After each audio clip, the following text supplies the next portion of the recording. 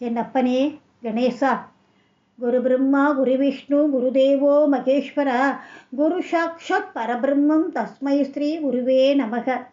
பொன்னம்பலம் திருச்சிற்றம்பலம் அருணாச்சலம் மகாதேவ மகாலிங்க மத்தியார் சுரேசே. அரகர சங்கர ஜெய ஜெயசங்கர, அரகர சங்கர ஜெய ஜெயசங்கர. ஆருத்ரா தரிசனம். சிவபெருமான் இந்த பூமியை தோற்றுவிட்ட, அதாவது உண்டாக்கிய நாள் ஆருத்ரா நன்னாள் தான். ஆருத்ரா தரிசனத்தை, ஆருத்ரா நட்சத்திரம் இருக்கிற அன்னைக்கு தான் இந்த பூமியே உண்டாச்சு.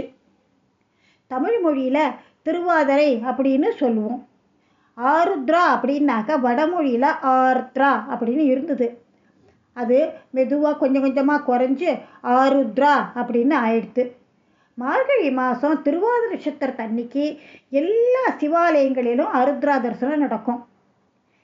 பிறவா யாக்கை பெற்றேன் பெரியோன் அப்படின்னு சங்க இலக்கியமான சிலப்பதிகாரத்தில் சிவபெருமான புகழ்ந்து சொல்கிறது. சிவபெருமானின் நட்சத்திரம் என்ன? திருவாதிரை. அந்த திருவாதிரை நன்னாள் அன்னைக்கு நடராஜ பெருமாள் என்ன பண்ணினார்?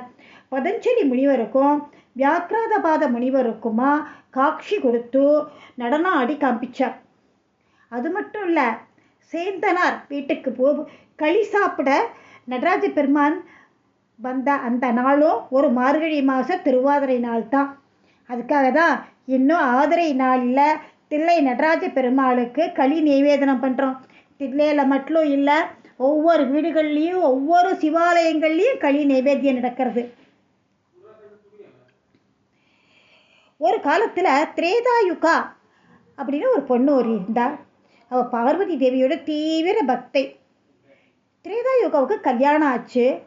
அந்த காலத்தில் கல்யாணம் ஆனால் 4ஆம் நாள் தான் சாந்தி முகூர்த்தம் நடக்கும். ஆனால் 3ஆம் நாள்லேயே திரேதாயுகாவின் கணவன் செத்து போயிடுறான். திரேதாயுகா அலறி துடிக்கிறாள்.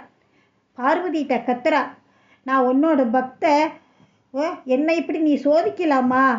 நான் என்ன பாவம் பண்ணினேன்? உனக்கு பூஜை பண்ணி என்ன பலன் அப்படின்னு அழறா. அந்த சமயம் கைலாயத்தில் சிவன் பக்கத்தில் உட்கார்ந்துருந்த பார்வதி திரேதாயுகாவோட அலறலை கேட்டு அவள் கணவன்கிட்டக்க அவருக்கு உயிர் பிச்சை அளிக்க வேண்டும் அப்படின்னு சபதம் சொல்கிறார். அவளது சபதத்தை கேட்டு அதிர்ச்சி அடைந்த சிவன் யமலோகத்தை ஒரு பார்வை பார்த்தார். உடனே பதறி போயிட்டான் யமன். திரேதாயுகாவின் கணவனுக்கு உயிர் பிச்சை கொடுத்துட்டார். திரேதாயுகாவுக்கு பார்வதி பரமேஸ்வரன் காட்சி கொடுத்த நாளும் இந்த திருவாதிரை நாள் தான். முந்தைய காலத்தில் சேந்தனார் அப்படின்னு ஒரு விறகு வெட்டி இருந்தான். அவன் சிறந்த சிவபக்தன். தினமும் சிவபக்தர்களுக்கு சாப்பாடு ஆகாரம் கொடுத்துட்டு தான் அவன் சாப்பிடுவான். ஒரு நாள் நல்ல மழை, வெட்டி விறகெல்லாம் எல்லாம் ஈரமாக போச்சு. அன்றைக்கி விற்க முடியல. அதை விற்றாத்தானே அவனுக்கு காசு, கையில் காசும் இல்லை.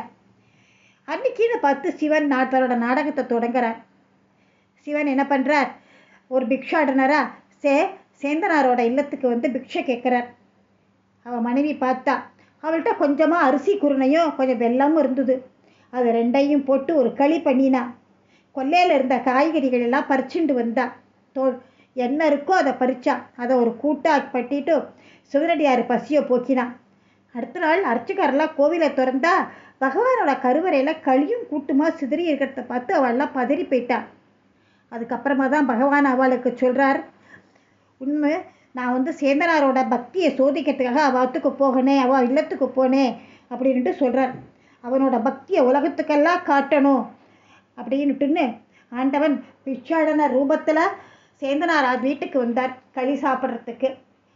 அன்னியிலேருந்து தான் ஒவ்வொரு வீட்லேயும் திருவாதிரை களியும் கூட்டும் பண்ணுறோம். பஞ்சபூதங்களான ஆகாயம் என்கிறது வந்து சிதம்பரம், அக்னிங்கிறது திருவண்ணாமலை, நீருங்கிறது திருவானக்காவல், காற்று காளகஸ்தி, நிலம் காஞ்சிபுரம். இந்த 5 ரொம்ப புண்ணிய க்ஷேத்திரமாக. சிவனுக்கு மிகப்பெரிய அபிஷேகம் 6 தரம் தான் வருஷத்தில் நடக்கும். அதில் திருவாதிரை அன்னைக்கு செய்கிற அபிஷேகம் பெரிய அபிஷேகம். அதுதான் 6 அபிஷேகத்திலே மிகப்பெரிய அபிஷேகம் திருவாதிரை அன்னைக்கு நடக்கிறது தான். தில்லையில் மட்டும் இல்லை, ஒவ்வொரு சிவன் கோவில்லையும் அபிஷேகம் நடக்கும்.